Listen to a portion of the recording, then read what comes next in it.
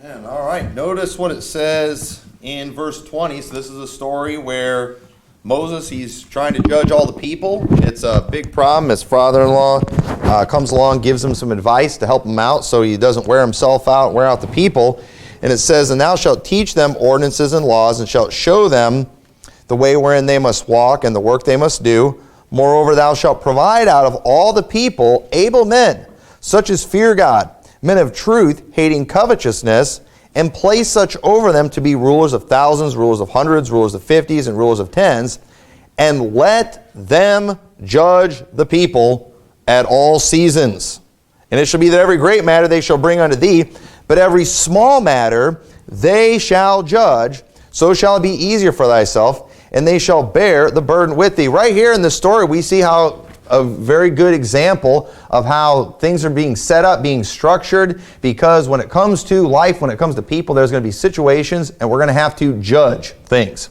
And what I want to preach about today, the title of my message is Reasons People Won't Judge. We live in a world today that constantly quotes the two words they know in the Bible: judge not, judge not, judge not. You know, and in their mind, the reason they like to say judge not all the time is because they don't want you to judge them.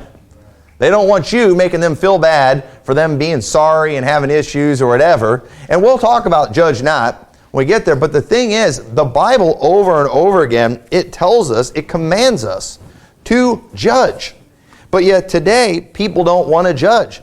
Even in churches today, people in the congregations, they don't want to judge anything. And this is a problem.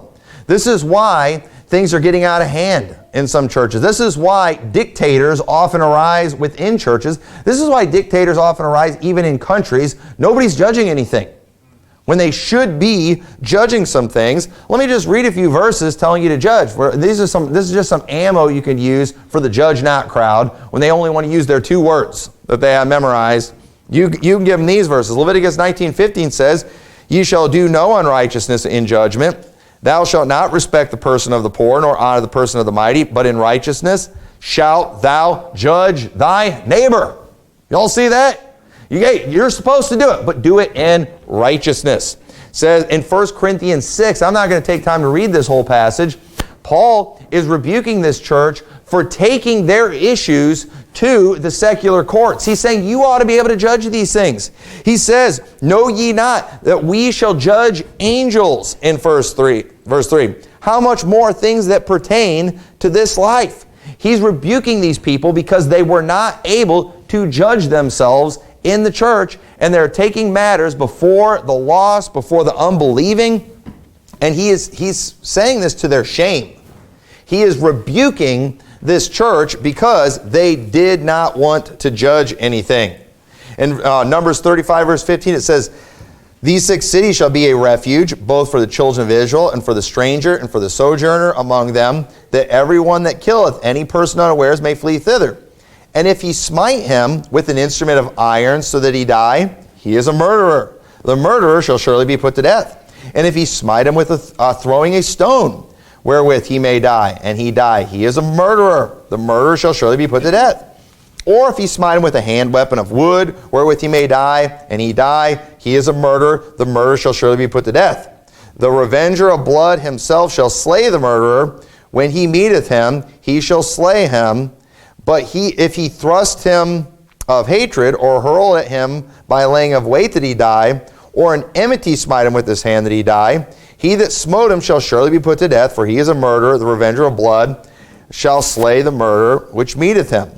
But if he thrust him suddenly without enmity, or have cast upon him anything without laying of weight, or with any stone wherewith he may die, seeing him not, and cast it upon him that he die, and was not his enemy, neither sought him harm," notice this, "then the congregation shall judge between the slayer and the revenger of blood, according to these judgments." Now, what's he doing here? Why do we read all these details?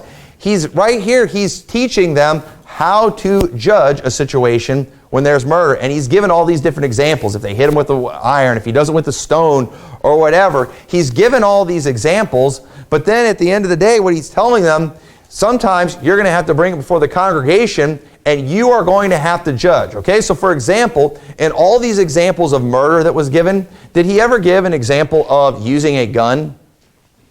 Do we see anything about firearms? Well, you know what? Then shooting somebody with a gun isn't murder, is it?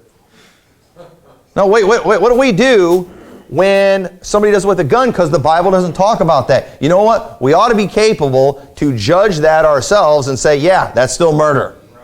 Okay? Whether it's with a gun or with a laser beam or whatever new inventions that we come up with. All right? A phaser, like on Star Trek, if they ever invent those. Whatever. If you're using anything to kill somebody on purpose with hatred in your heart, that kind of thing is murder.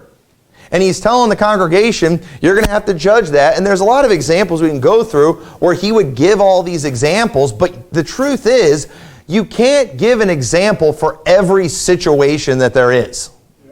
So you know what we have to do sometimes? We have to look at what we do have from the law of God, and then we have to judge that situation. And on Sunday nights for the last several weeks, we've been talking about different things that we as a congregation are supposed to judge. There are lots of things that God expects us as a church to be able to come together and make some decisions and figure some things out. We ought to be responsible enough to do that. God expects that from us.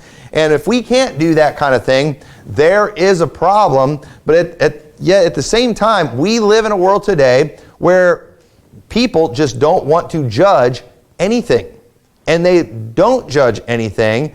And this leads to some very bad things. I believe one of the reasons we have the mess that we have in our government today is because people aren't judging anything.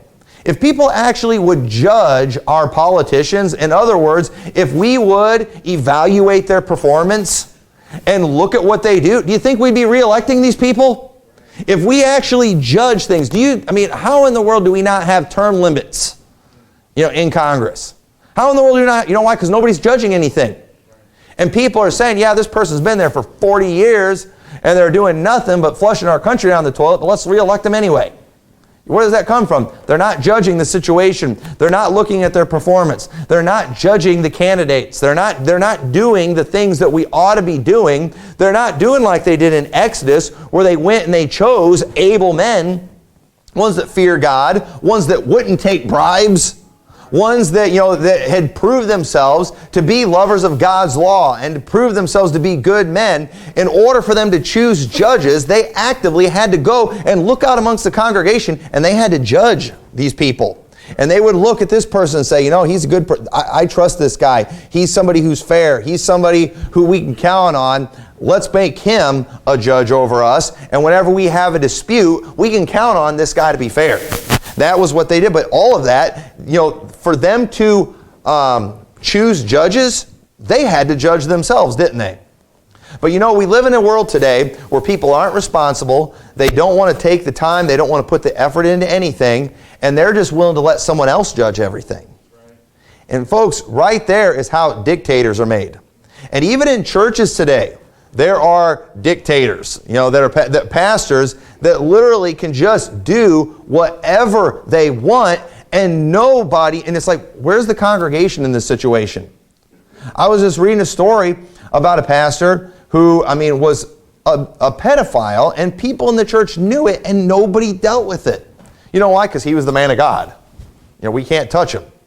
Yeah, you can. As a congregation, it's your responsibility to do something about it. There's been churches where, the pastor's just been, squandering the money, wasting the money. He's just out of control, doing whatever he wants, and nobody says anything. You know why? Because the congregation doesn't want to do their job, and they don't want to judge. And that's bad.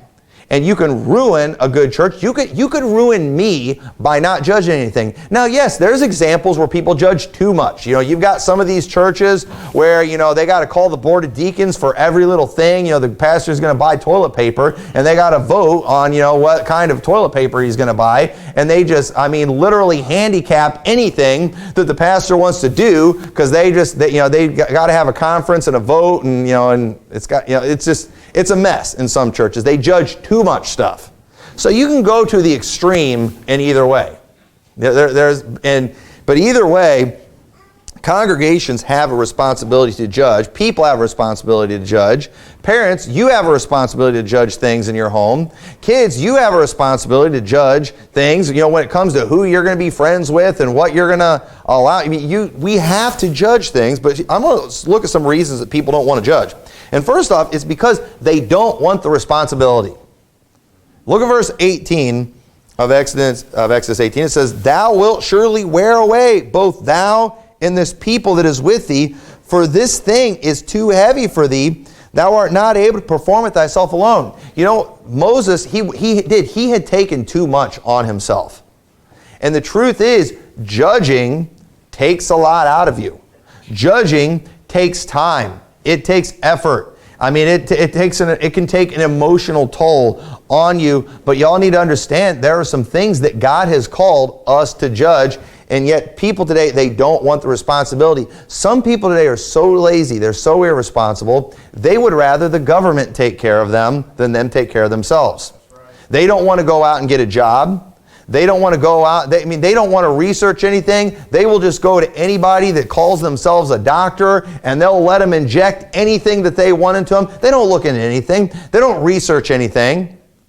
They just blind trust to the government, blind trust to whoever's in charge, and they walk around this world like zombies. Just do whatever you want. Take away my guns. Take away my free speech. That's what we've got going on in this country today. You know why? Because freedom comes with some responsibility. Y'all understand that? And I do. I believe in freedom of speech. I believe in the right to keep and bear arms. But y'all understand that if you're going to have the right to keep and bear arms, you ought to be responsible people. And you shouldn't just go around shooting everybody. Y'all understand that? You're responsible for what you do with that weapon. And it's the same thing too. I believe in free speech. But y'all need to understand, you are responsible for what you say. If you're going to go out there, just because we have free speech, doesn't mean you can just go lie about whoever you want and not have some consequences. If you go and your speech is hurting others and doing damage, then you need to pay the consequences for those things. There's responsibility that goes with these freedoms that we have, but our society today is so lazy, they would rather just them take it away. Right. And they would rather the government remove free speech, take away our guns, and then just count on the police and the military to take care of us and to protect us. I would rather take care of my own family. I would rather protect myself. I don't want to have to call. I live out in the country. It's going to take too long for the cops to get to my place if something happens. And whenever a situation comes, and if somebody breaks into my house, I would prefer to be the one to judge that situation right there. I want to be judge, jury, and executioner right there. And my judgment's going to be, I don't know who this guy is. I don't know what he wants to do. He's getting shot. That's going to be my judgment. Some people today are so lazy, they would rather just call the cops and just be a sitting duck. That's the country that we live in today, and it really blows my mind. But people they're so lazy, they will literally put themselves in bondage to try to get out of work. It doesn't make any sense, but that's what's going on. So they don't want to take responsibility. Another reason people don't want to judge today is they don't want to be the bad guy. Look what it says in Proverbs chapter 27 in verse 5. It says, "Open rebuke is better than secret love. Faithful are the wounds of a friend, but the kisses of an enemy are deceitful." Whenever you judge somebody and you tell someone they're wrong, if you rebuke someone, if you correct someone, that can often make you unpopular. That can often make people mad at you. That can often, if you do the right thing, and if you speak out against that which is wrong, that person might turn around and talk bad about you. They might spread rumors about you. If you go and you're preaching the truth as a pastor, somebody might make bad videos about you on the internet and say and slander you and try to run your name through the mud. And there's people out there today, they're so scared of being disliked that they refuse to do what God has called them to do and be a judge in a situation. And I hear this all the time, even from other pastors. They get all bent out of shape if you call out a false prophet or, wolf in sheep's clothing, you expose some guy, and they get all bent out of shape and, I I just want to mind my own business. I don't think we need to be out there attacking other people. And it's like, we were told to watch for these things. We were told to mark them that cause divisions, but every one of those things requires us to judge. If we're going to call out a wolf in sheep's clothing, what we have to do? We have to take the time to judge what they say and say, does this line up with the Word of God? And people, they don't want to do that. They're too lazy. They just want to get along with everybody. Well, he's got a Baptist on his name, so he's good. Not necessarily. Oh, he's carrying a King James Bible, therefore he's good. Not necessarily. And sometimes we've got to do the hard thing, and we've got to judge, and we might even have to call out somebody that's very popular, someone that's very liked. But the fact is, God has called us to do these things.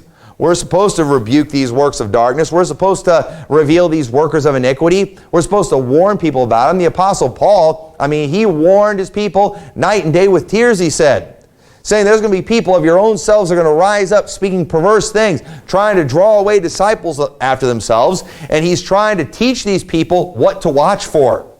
Why? He's teaching them to judge. And because if we don't judge, then things are going to get out of control real fast. But yet, if you judge, just mark it down, somebody's not going to like you. And there's some people, they can't handle that. They can't handle no one or anyone not liking them. They can't handle that. They want to be popular. They want to be liked by everybody. So they just go along with whatever. There's people out there in the next election, who they vote for, it's just going to depend on which way the wind's blowing at that time. Well, if I vote for Trump, I'm going to get called a racist by my friends, but maybe they hang out with another group. Well, if I vote for the Democrat, they're going to call me, a socialist or a communist. And it's like they haven't even looked into it. It's amazing how many people are going to go vote in the next election and they don't know a thing about the candidates. They don't know a thing about the issues. And it's because they've not taken the time, they've not put in the effort to actually judge. And then you've got other people out there, they just want to condemn everything. They just want to condemn everybody. It's all bad. They're all bad. Don't have anything to do with it. No, you're just lazy and you don't want to actually judge. You don't actually want to take the time to go look into what's going on. You don't want to take the time to go find out what's going to be on that ballot, find out what they're trying to pass, even in your own community. And I understand when it comes to the Democrat, Republican, it's all just a mess. But you know what? There's local things too that we should be participating in. We should be a part of that congregation like we see here in Exodus 18 that's choosing the judges. That's because somebody's going to choose who's in leadership over us in our community. Y'all understand that? These judges that are out there that we may have to stand before one of these days, our community is electing them. Maybe we ought to find out who they are. Maybe we ought to find, they're all just bad. Oh, really? So did you figure that out by judging? Or are you just being lazy and declaring everything bad? How do you know there might be some decent ones out there? They're all, you don't even know their names. And you're just going to declare them all bad. You're lazy. You have not judged. And we ought to take the time to do these things, especially in our own local community. Let's find out whether they're trying to raise taxes. I vote against every one of those. I do. And we ought to find out what's going on. We ought to actually judge the situation and not just run our mouth. But a lot of people today, they just rather not do anything because taking a stand is going to require somebody's not going to like you. Somebody's going to disagree with you. Oh man, if I go and I vote and I put this check mark on the ballot, they know other people are going to, it's like they can't even handle that other people are going to vote for something different and people might find out and they just don't want to say anything about it. Why? They want to be liked by everybody. They never want to be the bad guy, but we sometimes need someone to step up and be the bad guy. We just need it. It says in Proverbs 9:8, reprove not a scorner lest he hate thee. Rebuke a wise man and he will love thee. Give instruction to a wise man and he will be yet wiser. Teach a just man, he will increase in learning. Listen, if you do the right thing, if you actually take a stand, if you actually judge, if you actually rebuke when it's needed, if the people are wise, they will love you for it. But There's going to be the scorners that are out there, and they're going to hate you for it. So just mark it down. When you do the right thing, when you judge, somebody's not going to like you. If you get elected to be a judge in this community and you're dealing with a dispute between any two people, did you know that one of those people are not going to like you?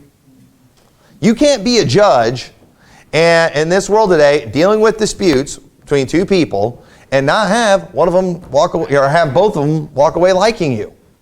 You've just got to get past that, and we've got to learn that it's not about being liked, it's about doing the right thing. And that means we are going to have to judge. This is just a selfish attitude. They're all about themselves. And a lot of these people, they want to be able to run their mouth without proving they have an opinion anyone should listen to. And and that's something we ought to think about right there too. It's amazing how many people, they want to run their mouth. What have you ever done? There's a lot of people, they want to run their mouth about how a church should be run. But they've never even ran a soul winning group. But yet they'll run their mouth about that. Really? What have you done that proves you have any credentials to even judge this situation? You've never judged anything. And yet you're just going to run your mouth? That's the kind of world we live in today. And a lot of people, they don't want an official position. They're not going to take an actual job because that puts them under the microscope. That makes them be the bad guy. They would rather just be the angry villager carrying the torch and pitchfork. That never made a decision in their life. They're just always running with the mob, just ready to burn somebody at the stake. And there's a lot of those people out there today, never done anything, but they're always ready to burn someone at the stake. That's sad, that's pathetic. And the thing is, they never would judge. They never would take the time to run for any kind of office or anything like that because they don't want to be the guy that everybody's wanting to come out with the torches and pitchforks. But if you judge, somebody's not going to like you at some point, and you just need to get over that. There's some things we have been called to judge. So another reason people don't want to judge, they're afraid of the consequences of judging wrong. Now, let's go to Matthew 7. If we're going to cover judging, we got to go to the one verse that everybody knows. All right, everybody knows this passage. Matthew 7:1, judge not. That's all it says. All right, no. Judge not, that ye be not judged. For with what judgment ye judge, ye shall be judged. And with what measure ye mete, it shall be measured to you again.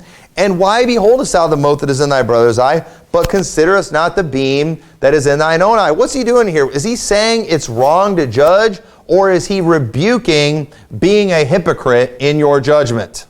It's very clear from this passage. Judge not is not the only thing it says. That is not the end of the statement. He is teaching them, and he is rebuking hypocritical judgment. He's rebuking being a phony is what he's doing. It would be wrong for me to go judge you for something you're doing when I'm out there doing the exact same thing. It would be wrong for me to stand here with a can of beer judging you for drinking. I'm being a hypocrite if I do something like that. And if I'm here and I'm drinking a can of beer and I was like, and you're drinking a can of beer and I was like, you know what, the Lord ought to strike you down with cirrhosis of the liver for being a drunkard. That's what the Lord should do to me now, based on my judgment. That's what that passage is teaching right there. And the truth is, with what judgment ye judge, ye shall be judged. Do you all realize that when you judge, there are consequences for your judgment? Now, that can be good. If I am a just judge, or if I am a merciful judge, if I am a forgiving judge, then God's going to be that way with me. That's what he's teaching there. So this can be a good thing, but it can be a bad thing depending on what kind of judge that I am. And the thing is, many people today, they're afraid of the consequences of getting things wrong. And sometimes we might get things wrong. And when you mess up as a judge, all right, as a pastor, sometimes I might mess up. Sometimes I might judge things wrong. And when we get things wrong, there are consequences that we should be willing to deal with. Do y'all understand that? We ought to be willing. When we mess up, we need to own up to it. We need to admit it. You know, as a parent, if you mess up, just own up to it. Admit you're wrong. You know, as a pastor, I might mess up. I need to just own up to it. I need to admit I got this wrong. Okay? And, you know, sometimes deal with the consequences. But a lot of people, they're so afraid of that, they would just rather be lazy and not judge at all. And, you know, thankfully, one of the requirements for a bishop is not perfection. Sometimes we get things wrong. Thankfully, one of the, God did not command that parents have to be perfect for children to continue listening to them.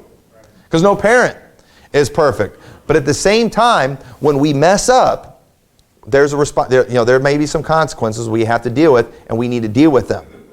But a lot of people, they would just rather avoid any judgment at all, which is not the right thing to do. Because when you judge wrong, people are going to hold it over your head.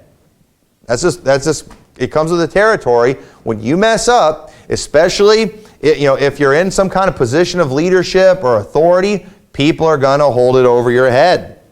You're going to have to deal with the guilt of having wronged somebody. And and this right here, this is why, and as a pastor, and as a preacher, I regularly get up and I call things out. I call people out. I rebuke heretics. I've publicly done it. And I do that, publicly with my name behind it. You know what? And I'm willing to deal with the consequences if I get things wrong. And I will deal with the consequences if I get things wrong. And this is right here why I have no respect for anonymous trolls. Okay, people are like, why are you so down on these trolls? I get really aggravated, on YouTube, these people that just want to come and just criticize. And the thing is, they do it anonymously, all right? And this is for these YouTube trolls that just watch my stuff, just looking for me to do something wrong so they can judge me. And I've had these YouTubers get on there and they've just listed off this whole list of transgressions and things that I've done, and they've just called me out for all these things. And then they get all bent out of shape and want to call me a hypocrite because, I'll call one group out and expect them to answer for themselves, but then I won't answer for their accusations that they throw at me. And here's why. Because of the fact that these anonymous trolls, there is no consequences for them for judging things wrong. We don't know who they are. Who are they? I don't know who they are. So are they saying that just any idiot out there can just go and throw an accusation at me and then I have to answer for it? That's ridiculous. There is no responsibility that they have to deal with as a result of throwing an accusation out. They're too scared to even put their name behind it. And then you'll have the idiot that's out there that's just a nobody, some basement dweller. Well, I'll put my name on it. Okay, but who are you to even judge in this situation? Okay, you don't even go to church, and yet you're going to judge a pastor of another church. All right, where'd you get the credentials for that? Who gave you those credentials? Who are you that we should even listen to you? And the truth is, when I say the stuff that I say, when I call people out that I call out, people know who I am. They know where I'm going to be at. Anybody could come here and punch me in the nose anytime they want. They know where they can meet me. Where these people that want to throw stuff, I don't know how to find them. I can't find them to go punch them in the nose. I can't do that. There is zero risk for the things that they say and what they put out there. But for me, I'm doing it, but I'm willing to put myself out there. People know where they can find me. They know my name, they know where I'm at, and they can find out where I live if they want to. So I'm willing to deal with the consequences in case I get something wrong, and therefore, that should tell others that, hey, if this guy is out there calling someone out or whatever, he must really have the goods on him. He's probably actually done his homework and knows what he's talking about. But when some anonymous basement-dwelling troll just throws an accusation out there, why would any of us pay any attention to that at all? You know what we're going to do? We're going to laugh that off. They have no basis for it. They're not someone who's attended our church. I mean, a lot of these people, too, they've never even met me in their entire life. And yet they are going to be my judge. And they expect people to listen. And it's like, why even say, I've got to expose you, to protect your congregation. You know, because apparently our congregation is full of just a bunch of brainless nitwits that are incapable of judging anything. I mean, do you really think that you who just watch YouTube, you know more than the people who have actually been sitting in the congregation, some of them for years? People who have been to my house, that know me, that have spent time with me. You think you are going to expose me to them based on what you saw on YouTube that they saw in person sitting in the pews. This is how delusional they are. But yet they are going to be your all savior by their anonymous comments that they leave. Boy, these people are delusional, and they wonder why I have no respect for them. I have no respect for people like that.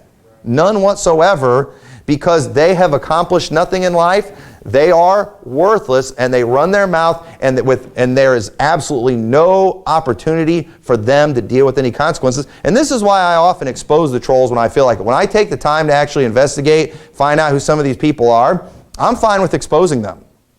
All right, I'll call these people out publicly, and most of them, when I do expose them, or when I find out who they are, they're such pathetic nobodies, I don't even bring them up. There was one guy, I thought he might have been a preacher, and I was going to call him out. It was that K-man, if you've ever seen him. His name is Kevin Keene. I found out who it was. It's Kevin Keene from Charleston, South Carolina. He goes to a liberal, pathetic Baptist church. He's a nothing nobody that just runs his mouth on YouTube. I never took the time to just publicly expose him. I was like, he's not even worth it. That's how pathetic this guy is. But when I found out who the watchdog was, all right, I was still nice to him. But I've got something special coming for the watchdog, folks. Wait. It's been a couple years, but it has not been forgotten. I have got a special project, and Michael Grant, Pastor Michael Grant from Moore's Corner Church, I think it is, in Massachusetts, he's got something coming that's gonna be a lot of fun for us. All right, you say, man, why would you do that? I'll tell you why.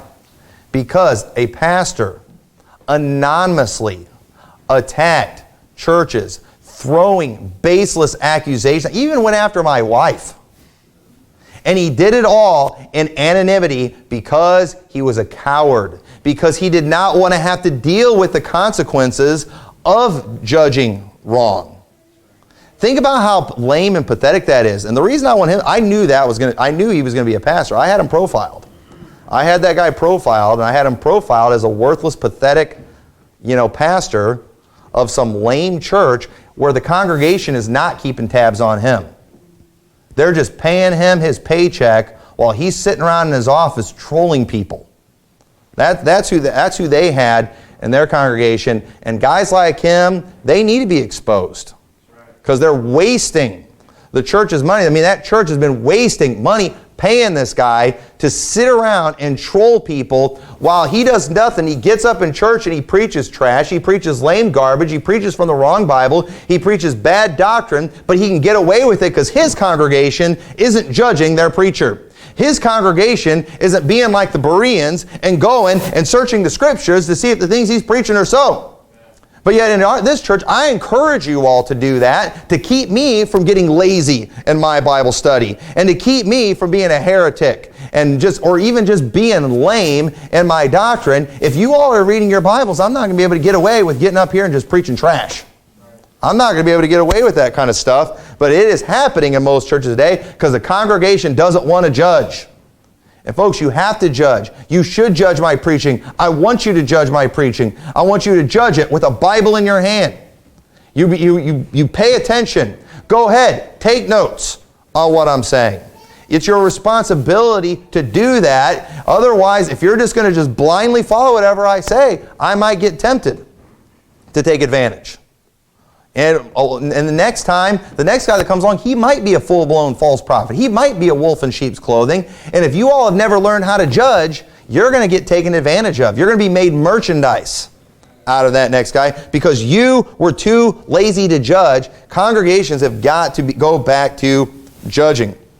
And we see a lot of churches today, and I have no respect for this either. I'm noticing some pastors, some big-name pastors, one thing they're doing today, when they want to expose somebody, they won't do like I'm doing and just get up and name the names, call them out, publicly put themselves out there. They're sending in their expendables.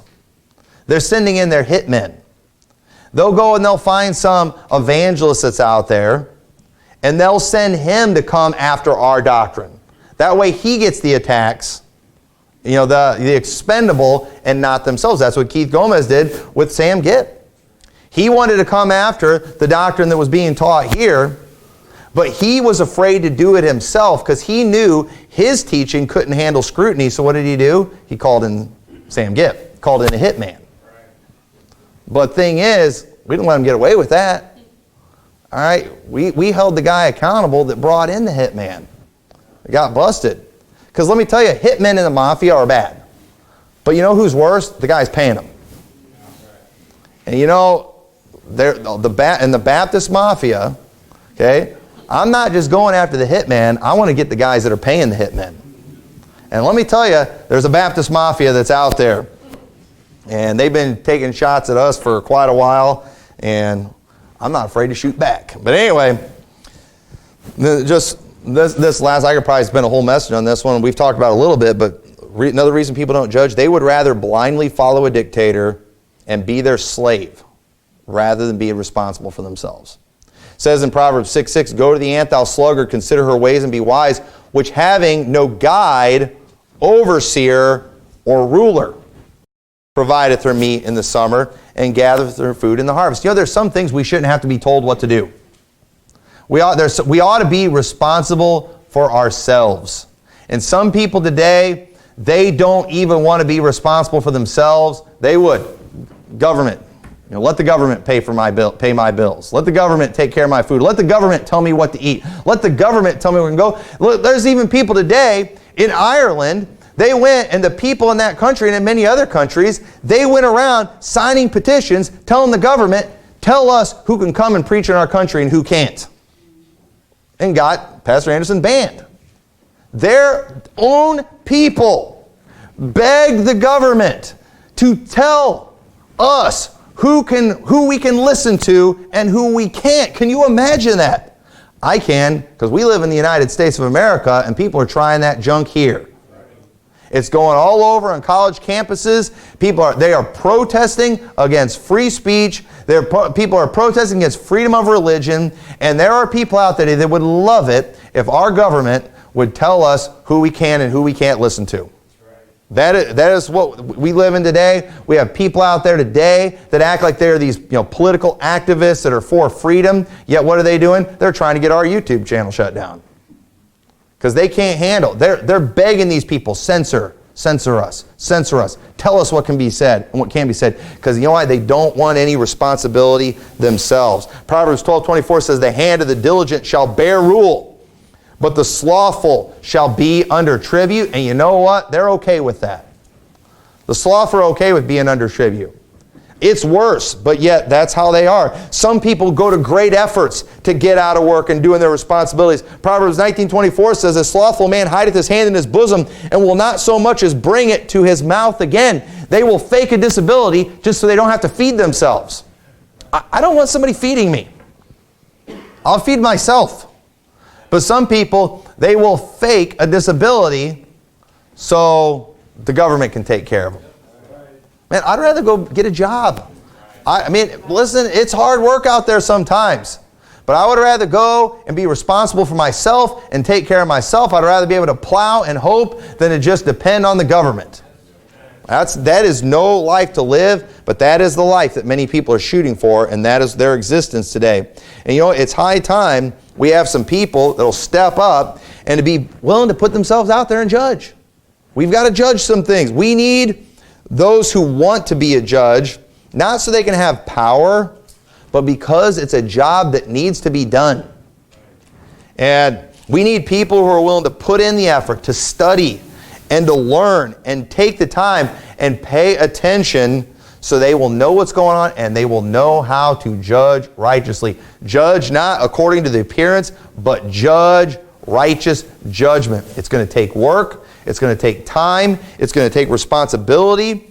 And it's high time we stop making excuses and do our job and be judges like God commanded us to do. We're going to judge angels one of these days, the Bible says. So we ought to be able to judge what's going on in this world, in this life, right now. So let's pray. Dear Lord, thank you so much for your word. And I pray you'll help everyone to take this challenge. Lord, help us to be judges, Lord, not hypocritical judges, not one that's judging everyone else, putting people down just so we can make ourselves feel better about ourselves, but we are doing the judgments that you've called us to do. We're being responsible, we're making decisions, we're searching things out, we're studying, and I pray you'll help us to be righteous in our judgments. In your name we pray. Amen. Let's go ahead and stand.